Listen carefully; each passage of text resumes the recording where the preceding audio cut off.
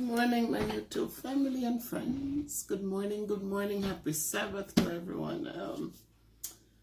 So I got up this morning and there's so much to be thankful for again.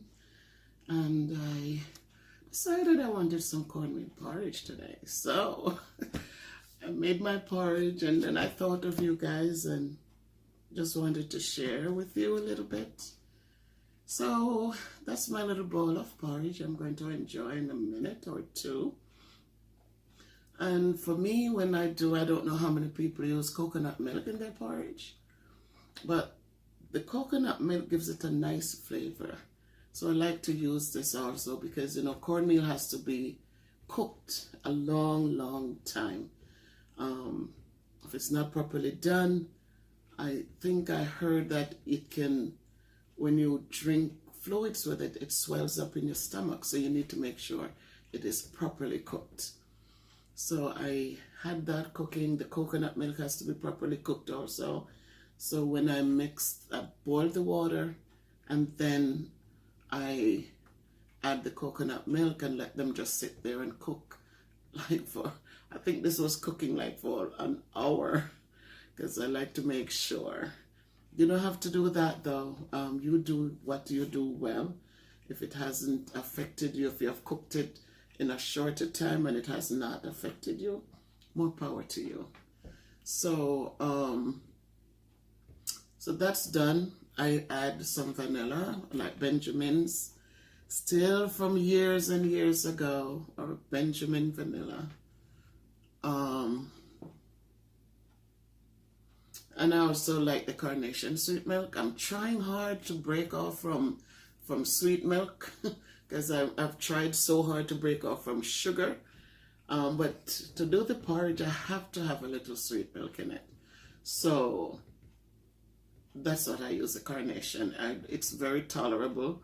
The parrot is cheap, but I don't think the things they put in it are so wholesome.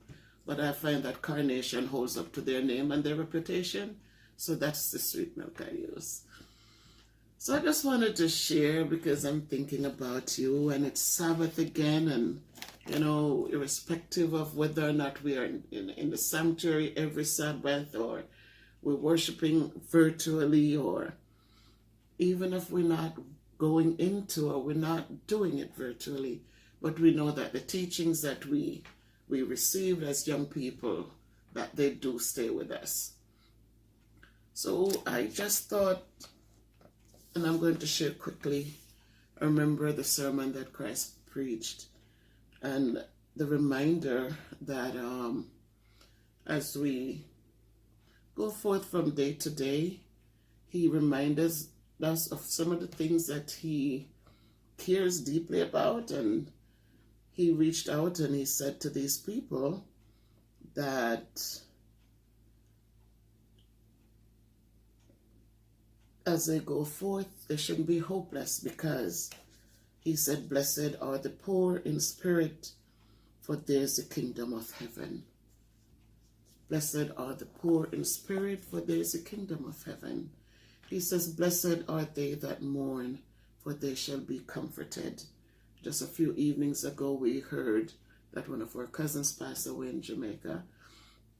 And it wasn't a good time. It wasn't, my brother was here with me and we had discussions, and the kids and, you know, my sister, my cousin, we you know, it's a thing. So we know that the God in heaven promised us that if we are mourning, we will be comforted. He asked us not to be hopeless, but to have faith and to feel that tomorrow will be a new day. And so as we come forth, I keep saying to us, let us continue to create good memories, because they last even after we're gone. Blessed are the meek, for they shall inherit the earth. Humility is a great thing. My grandmother always said the humblest calf sucks the most milk. I know that wasn't her words, but wherever she learned it, she also taught it to me, and I consistently teach it to my children. He says, "Blessed are they which do hunger and thirst after righteousness, for they shall be filled. Blessed are the merciful, for they shall obtain mercy. Blessed are the pure in heart, for they shall see God. Blessed are the peacemakers, for they shall be called the children of God.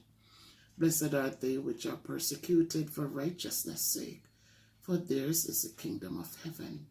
He says, "Blessed are ye when men shall revile you and persecute you, and shall say all manner of evil against you falsely for my sake." He says to rejoice and be exceedingly glad, for great is your reward in heaven.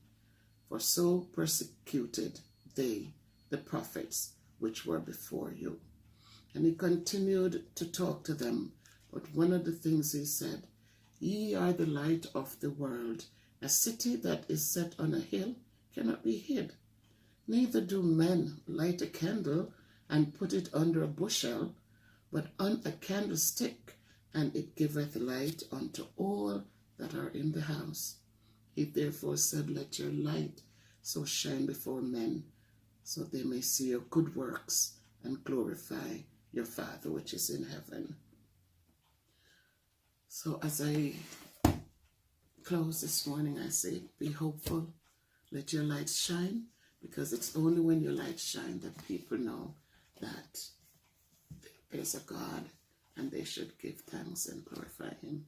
Happy Sabbath, everybody. Enjoy your porridge like I'm going to.